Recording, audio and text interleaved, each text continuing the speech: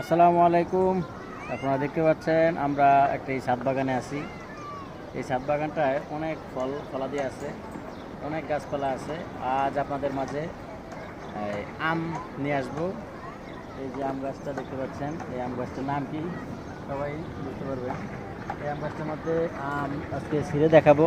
ছাদের মধ্যে যত সুন্দর গাছ হয় আর ফলও হয় দেখতে পাচ্ছেন। এই দেখতে পাচ্ছেন আম, এই যে আম একবারে অরিজিনাল। এটা কি আম? আমরুপালি। এটা কি আম গাছ? আমরুপালি বলে দিলাম। এটা আমরা একবার আপনাদের চোখের সামনে ছিড়ব। এই যে দেখতে পাচ্ছেন, এই যে ছিঁড়তেছি, এই যে ছিঁড়ে ফেললাম। একবার তাজা, একবার সুন্দর। এটা খুবই মিষ্টি হবে আশা করি, খুবই মিষ্টি।